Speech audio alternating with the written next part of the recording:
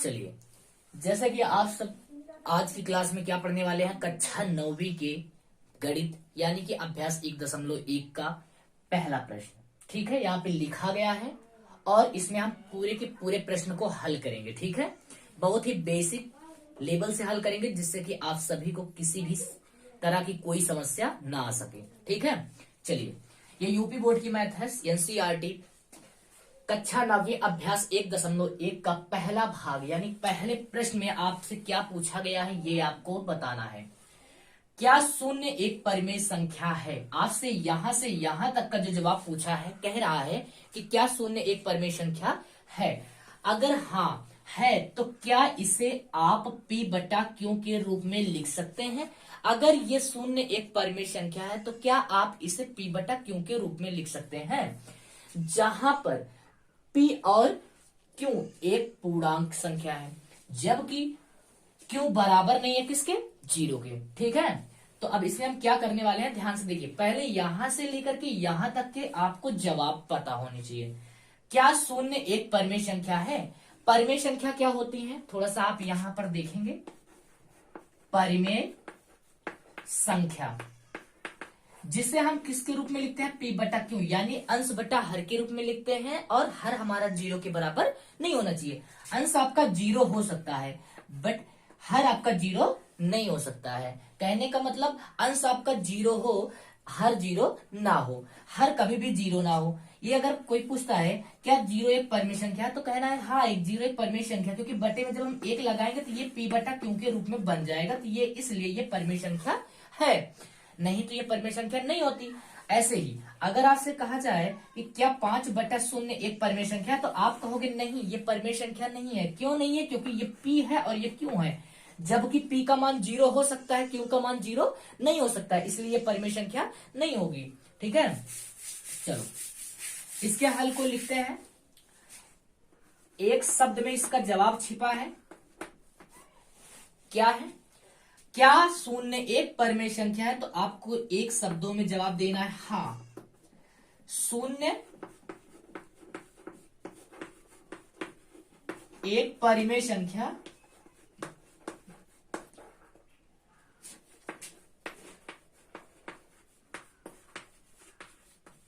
है। इसे हम p बटा क्यू के रूप में लिख सकते हैं। इसे हम p बटा क्यू के रूप में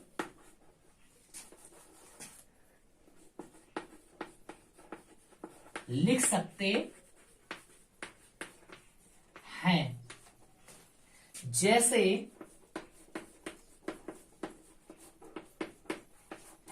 0/1, 0/2, 0/3, 0/4। ठीक है, ये इसका क्या हो जाएगा, आंसर हो जाएगा। आई बात समझ में?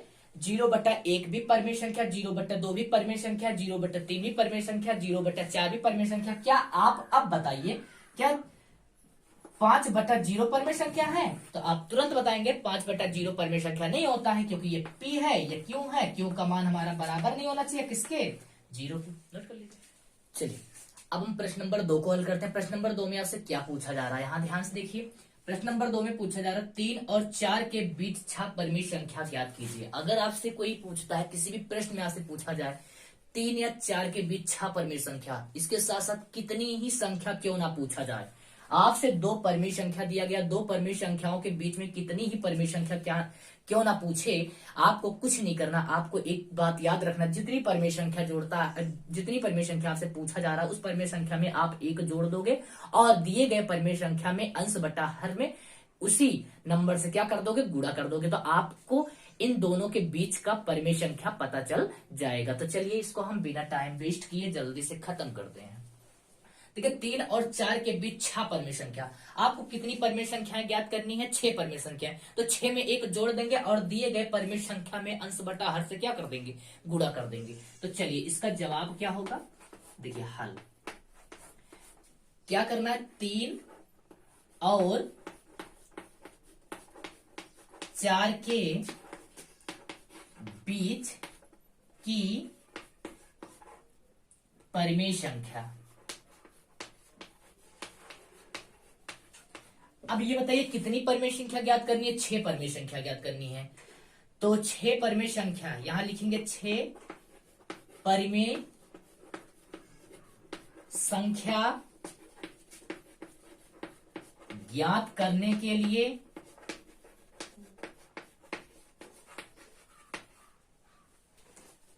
के 6 में क्या करते हैं? जोड़ देते हैं। 6 परिमेय संख्या ज्ञात करनी है, जितनी भी परिमेय संख्या ज्ञात करनी है उसमें एक प्लस कर देना होता है। यानी कि 6 संख्या ज्ञात करनी, 6 में एक जोड़ें कितना हो जाएगा? 7। 6 7 यानी कि 6 धन 1 बराबर 7। 7 से दिए गए परिमेय संख्या में परिमेय संख्या दिए गए परिमेय संख्या के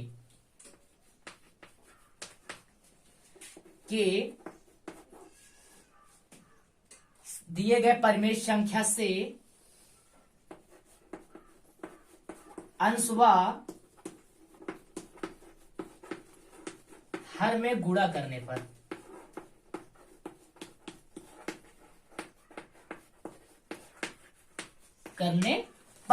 तो आपका पहला जो परिमेय संख्या दिया गया वो 3 है। 3 एक परिमेय संख्या है। हाँ, हम कह सकते हैं 3 एक परिमेय संख्या, क्योंकि बटे में हम क्या लगा सकते हैं? 1 लगा सकते हैं। तो ये पी बटा क्यू के रूप में हो सकता है। ठीक है, तो इससे हमें क्या करना है? गुणा करना। किससे गुणा करना है? 6 में एक जोड़े हमने 7 हो गया। 7 से अंश बटा हर, यानी कि अंश और हर में दोनों से गुणा करना होगा। 3 सत्ते कितने हो गए? 21 हो गया, और 7 ऐसे उतर गया। ठीक है, पहली परिमेय संख्या बन गई। अब दूसरी क्या दी गई है? दूसरा दिया गया हमें 4। 4 बट्टे क्या हो सकता है? 1 माना जा सकता है, और इसमें भी किससे गुणा करना है? 7 बटा 7 से करना है। तो 7 चौक कितना होता है? 28, और ये 7 नीचे उतर जाएगा। ठीक है, इसका इससे गुणा कर लिए, इसका इससे गुणा कर लिए। अब आपको 2 परिमेय संख्या निकल करके आ गई आपकी, एक पहली परिमेय संख्या, एक अंतिम परिमेय संख्या। अब इन दोनों परिमेय संख्या के बीच का हमें परिमेय संख्या बताना है। तो ध्यान से पहले देखेंगे, परिमेय संख्या जो दी गई होगी उस परिमेय संख्या के पहले हर को आप ध्यान से देखेंगे। दोनों का हर बराबर है, तो अब हमें हर से कोई मतलब नहीं है। कहने का मतलब जितनी भी परिमेय संख्या होंगी उन सभी परिमेय संख्याओं में 7 7 7 7 7 आएगा। और अंश में देखिए ध्यान से, जो अंश है वो दोनों का अंश क्या है? थोड़ा सा अलग है। एक क्या है? पहला 21 है, अंतिम वाला क्या है? 28 है। तो इनके बीच में हमें 6 परिमेय संख्या निकालनी है। तो 6 परिमेय संख्या निकालने के लिए हम क्या कहेंगे? 3 व 4 के बीच 6 परिमेय संख्या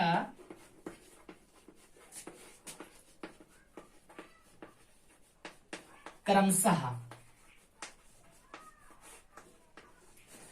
क्या है? 21 के बाद क्या आता है? 22 बटे में क्या लगाएंगे? 7। फिर क्या आएगा? 23 बटे में क्या लगाएंगे? 7। फिर 24 बटे में क्या लगाएंगे? 7। फिर आएगा 25 बटे में क्या लगाएंगे? 7। फिर आएगा 26 बटे में क्या लगाएंगे? 7। फिर आएगा 27 बटे में क्या लगाएंगे? 7। यही आपका परिमेय संख्या हो जाएगा। नोट कर लीजिए। चलिए, प्रश्न नंबर 3 में आपसे 3 बटा 5 और 4 बटे 5 के बीच की 5 परिमेय संख्या ज्ञात करने के लिए कह रहा है। तो अभी अभी आप दूसरे वाले प्रश्न में क्या पढ़े थे? 3 और 4 के बीच की 6 परिमेय संख्या। सेम वैसे ही है, इसमें कुछ करने की नीड नहीं है।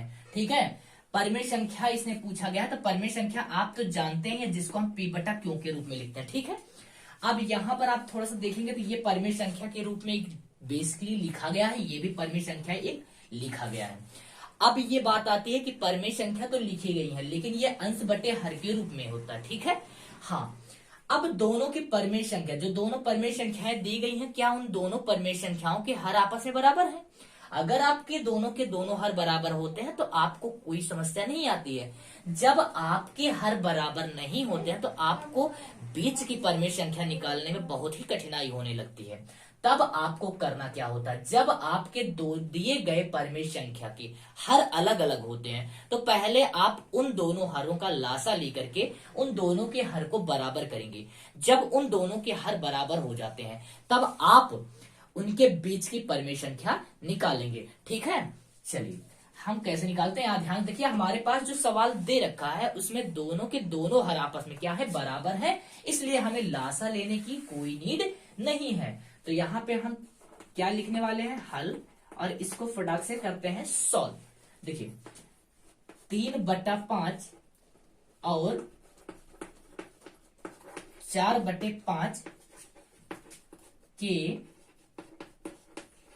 बीच 5 परिमेय संख्या। ठीक है, 3/5 और 4/5 के बीच 5 परिमेय संख्या। ठीक, चलिए तो यहां क्या लिखेंगे, 5 परिमेय संख्या ज्ञात करने के लिए 5 परिमेय संख्या ज्ञात करने के लिए हम अभी क्या बताया था, जितनी परिमेय संख्या ज्ञात करनी है उस परिमेय संख्या में एक जोड़ करके दिए गए परिमेय संख्या में अंश बटा हर से क्या करते हैं, गुणा करते हैं। तो 5 परिमेय संख्या ज्ञात करने के लिए 5 में एक क्या कर देंगे, हम प्लस कर देंगे, 5 एक क्या हो जाएगा 6। 6 से दिए गए परिमेय संख्या में अंश व हर से गुणा करने पर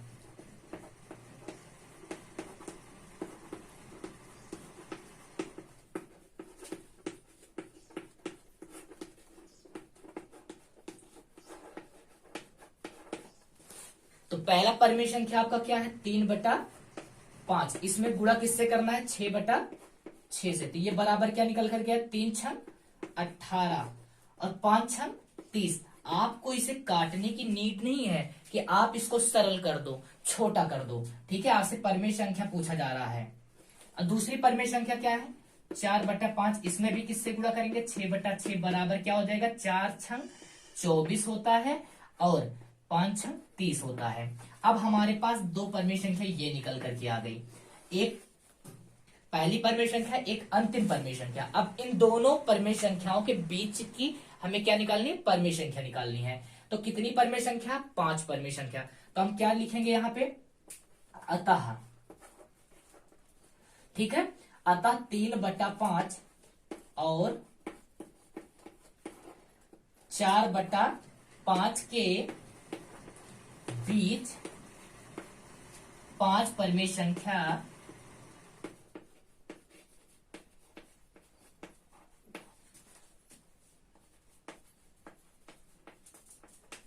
क्रमशः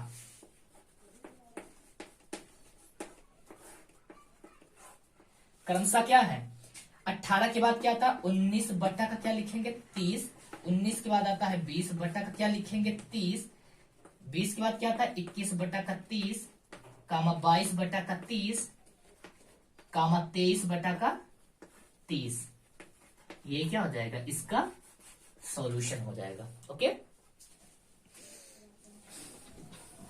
चलिए प्रश्न नंबर 4 अभ्यास 1.1 में प्रश्न नंबर 4 आपसे क्या पूछ रहा है, यहां पे देखिए ध्यान से।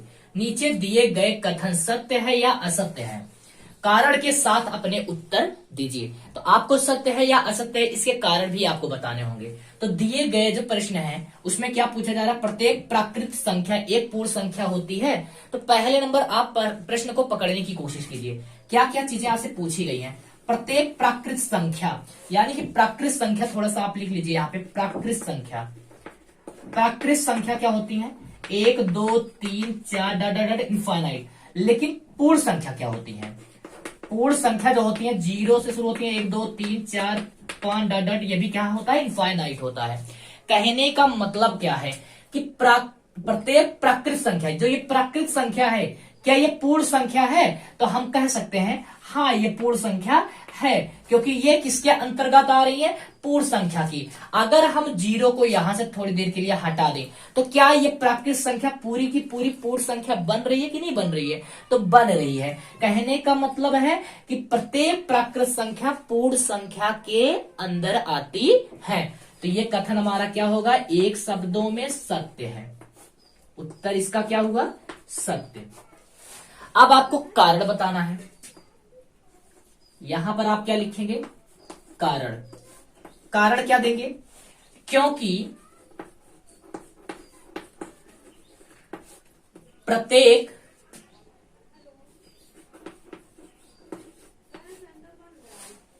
प्रत्येक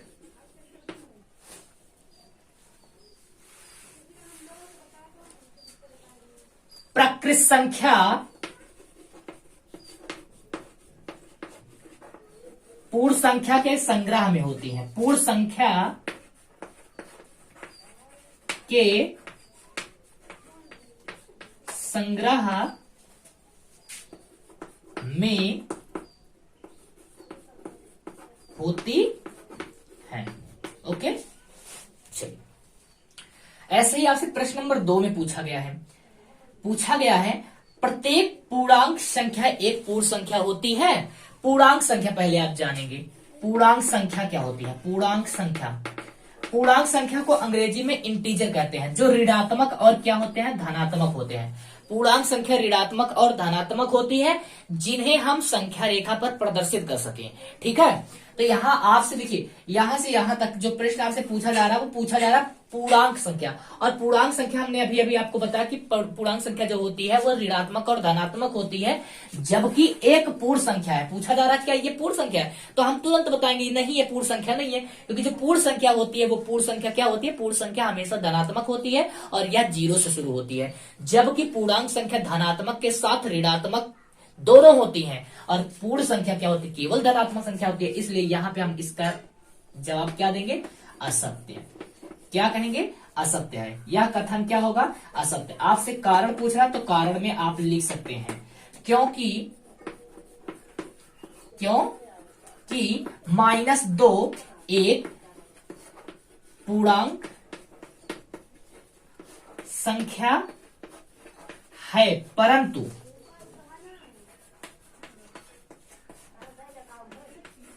पूर्ण संख्या नहीं है, पूर्ण संख्या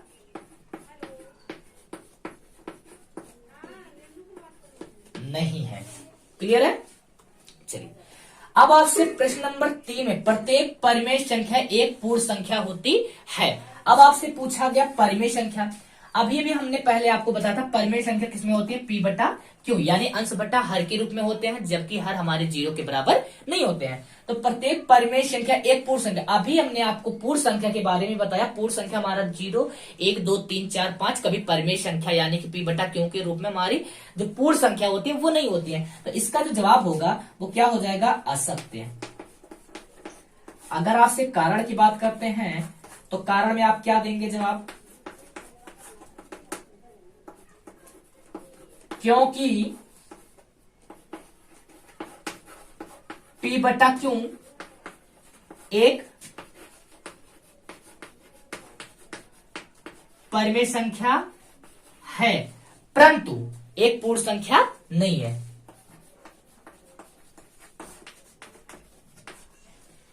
एक पूर्ण संख्या नहीं है। नोट कर लो।